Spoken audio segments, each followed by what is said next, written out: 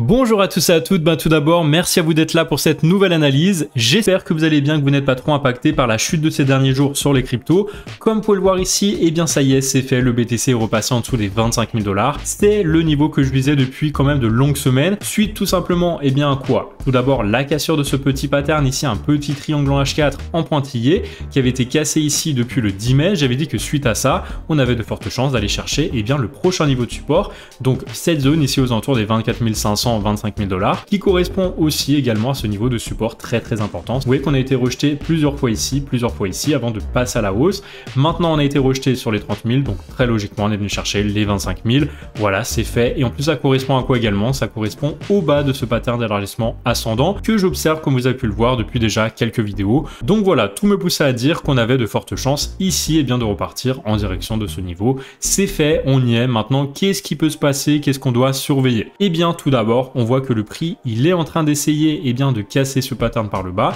Donc attention, parce que, je vous la fais courte, si on casse à la baisse ce pattern, on prend donc la hauteur de ce pattern de cette façon, qu'on reporte à l'endroit de la cassure, donc ici, c'est en train d'être fait, et on aurait un retour sur la zone des 20 500 $. Donc attention, si on casse en clôture ce pattern, on risque d'avoir un signal bearish avec un retour sur ce niveau-là des 20 500. Maintenant, attention, la Chikou Span, elle est encore très loin de casser elle aussi ce pattern, donc on risque plutôt d'avoir quoi? Un prix qui reste tout plat et puis un moment, peut-être un retest avant de finalement repartir à la baisse. Pour moi, de toute façon, dans un premier temps, l'analyse elle reste toujours bearish tant que le prix restera sous la Kijun ici aux alentours des 26 000, et même ça, faudrait recasser le nuage aux alentours des 28 000. Donc moi, tant qu'on ne recasse pas de toute façon ce nuage à 28 600, on reste bearish. On a également un plus petit pattern qui a été cassé ici, je vais le montrer tout de suite. Mais avant ça, j'aimerais conclure sur le fait que ce pattern d'élargissement ascendant, c'est un pattern qui casse en général plus par le bas. Voilà, les probabilités sont plutôt baissières, donc actuellement je ne vois pas vraiment encore de raison de rebondir, d'un signe de repartir tant qu'on ne recasse pas le nuage ici à 28 500. Donc comme je le disais, en H1 on a un petit triangle ici, c'est un pattern tout simplement de continuation qui a été cassé à la baisse, et là vous voyez qu'on a une cassure vraiment franche, on est sous la Tenkan, la Kijun, sous le nuage, donc de fortes probabilités, parce qu'en plus la Chikou Span valide cette cassure, d'aller chercher l'objectif ici à 23 810 $, ça correspond à la hauteur de ce pattern reporté à l'endroit de cassure. Pour moi on devrait y aller dans les prochaines heures, les prochains jours maximum, 2-3 jours max, puisqu'on est sur une unité de temps de 1 heure. Donc ça, en théorie, c'est ce qu'on va aller chercher dans les prochains jours, invalider si on repasse au-dessus de ce niveau des 26 200 $, tout simplement parce que si on passe au-dessus des 26 200 $, on recasse le triangle à la hausse, et du coup on invalide tout simplement la cassure à la baisse. Donc ça, c'était bien sûr sur le court terme. Maintenant, sur le long terme, je reste toujours haussier dans tous les cas, parce que comme vous pouvez le voir, on a toujours ce schéma qui se réalise à chaque cycle haussier. Et donc, on va toujours chercher en fait tout simplement la hauteur des triangles reportée à l'endroit de cassure minimum. Vous voyez qu'ici, sur ce cycle-là, sur ce bull run, on est allé chercher la hauteur de ce triangle minimum. Là encore une fois, la hauteur de ce triangle minimum. Et là, on est en train de tracer un triangle tout simplement. Rien ne dit qu'on a touché le bottom, mais si jamais on rebondit, si vous voyez qu'on a la Tenkan mensuelle à 22 900 $, il faut absolument la tenir pour aller recasser à la hausse ce pattern. Le jour où on ira recasser la Kijun, comme ici, on aura un signal haussier, on aura un signal tout simplement de retour en bull run. On pourra viser tout d'abord une target de bull run à 1,618 de Fibonacci, c'est-à-dire 168 494 $, et ensuite la hauteur de cette flèche ici aux alentours des 230 000 $. Voilà, à voir dans les prochains mois en tout cas, parce que ça va pas être une ligne droite. On va bien sûr surveiller tout ça. Pour l'instant, on voit qu'on est coincé entre la Kijun et la Tenkan, donc c'est plutôt neutre. On espère ne pas casser à la baisse, parce que sinon on aura un triangle un peu plus grand, et du coup ça va durer beaucoup plus longtemps, cette accumulation pour le prochain bull run. Donc pour moi, en résumé, il faut absolument tenir ici la Tenkan mensuelle à 23 600 $, et surtout tenir le pattern d'élargissement ascendant que j'ai montré en daily, parce que si on le casse, ça déclenchera potentiellement la cassure de cette Tenkan.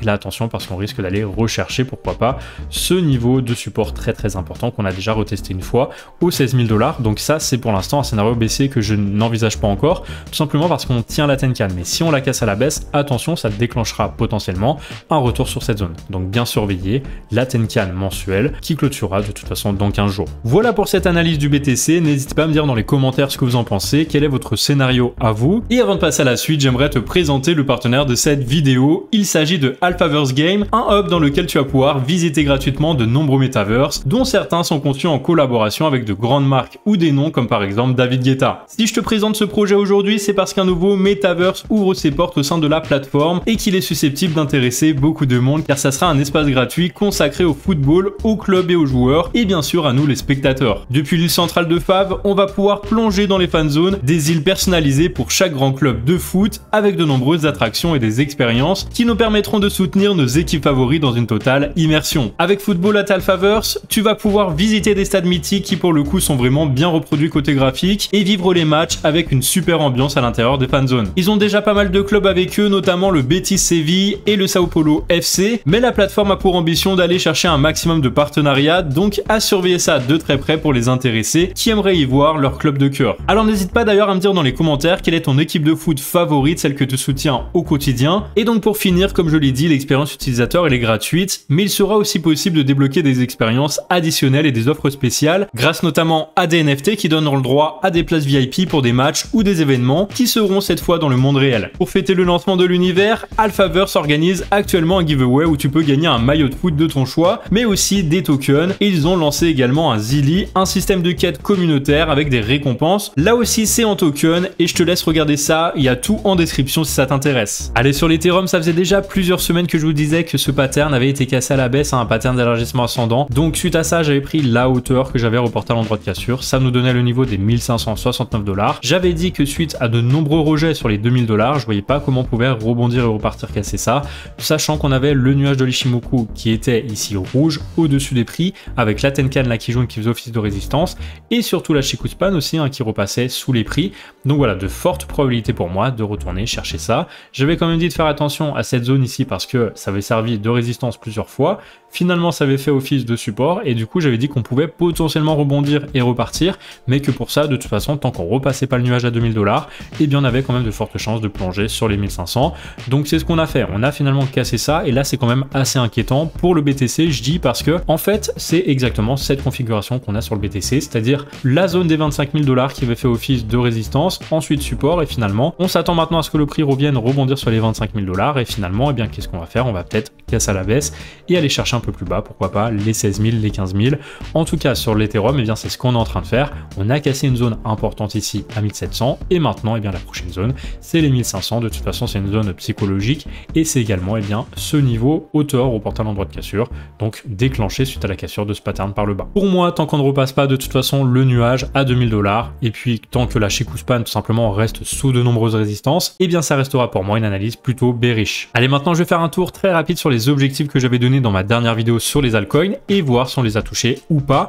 On commence donc par le Cardano. On voit qu'il était quand même très volatile, mais qu'on a bien touché l'objectif à 0,3094 suite à la cassure de ce triangle à la baisse. On voit bien que n'importe qui serait rentré en short ici ou ici tout le long, eh bien serait très largement gagnant, sachant que j'avais dit que tant qu'on ne repassait pas au-dessus du nuage à 0,40, on avait de fortes chances d'aller chercher mon objectif. Maintenant, regardons la suite donc sur le Solana.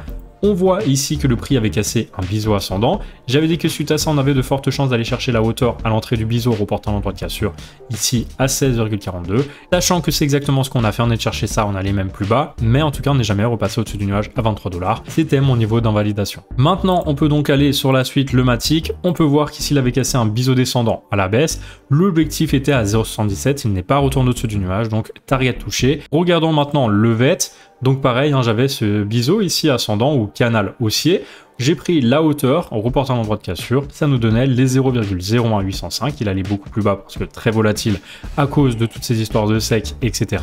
Mais en tout cas, on est bien allé chercher mon objectif sans jamais retourner au-dessus du nuage. Maintenant, la suite, le BNB, là pareil, j'avais ce biseau ascendant, j'avais déclenché la target ici à 284 suite à la cassure de ce triangle. Ensuite, regardons maintenant l'atome, donc pareil, j'avais dit qu'on avait un triangle ici de compression, qu'il avait de fortes chances d'aller chercher le niveau des 7,02 parce qu'on l'avait cassé à la baisse. On peut voir qu'on allait chercher bien presque cet objectif. Ici, on allait chercher les 7,07. Voilà, on était vraiment pas très loin. Pour l'instant, bien, c'est toujours d'actualité tant qu'on n'est pas repassé au-dessus du nuage à 11,66. Donc pour moi, de fortes chances d'aller chercher ça tant qu'on reste sous le nuage, sous la Tenkan et la Kijun.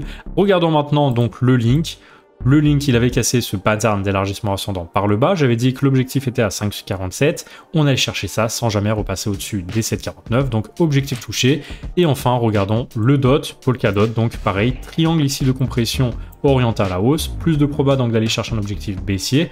On avait bien touché les 5,08 ici. J'avais pris la hauteur du triangle à son entrée reportée à l'endroit de cassure et j'avais dit que tant qu'on ne retournait pas au-dessus du nuage à 6 $, eh bien les chances étaient plutôt d'aller chercher ce niveau ici des 5,08. Allez, avant de vous quitter, petit tour sur les bons plans du moment qui permettent d'encourager la chaîne si jamais vous cliquez dessus. Donc le premier, c'est 25 $ de bonus à réclamer chez Bybit si jamais vous créez un compte via ce lien, et vous pourrez également réclamer jusqu'à 4000 $ de bonus via le centre de récompense. Ensuite, chez BitGet, vous avez via le centre de récompense jusqu'à 5005 $ de bonus en réalisant des petites missions quotidiennes. Si vous aimez bien les play to earn ou si vous aimez bien marcher, eh bien vous pouvez jouer gratuitement à ce jeu, c'est Walken. Vous allez marcher et gagner des cryptos tout simplement en faisant des combats et en marchant régulièrement. Vous pouvez utiliser ce code ici et vous pourrez ensuite bénéficier de cadeaux avantageux, donc des baies, des gemmes et des Walken. On arrive donc à la fin de cette vidéo. Merci à vous de l'avoir regardé. Je compte vraiment sur vous pour liker cette vidéo, laisser des commentaires pour m'encourager. Ça permet toujours de monter de plus en plus dans l'algorithme de YouTube. Donc merci d'avance et sur ce, je vous souhaite une très belle fin de semaine. Je vous dis à la semaine prochaine pour une nouvelle vidéo.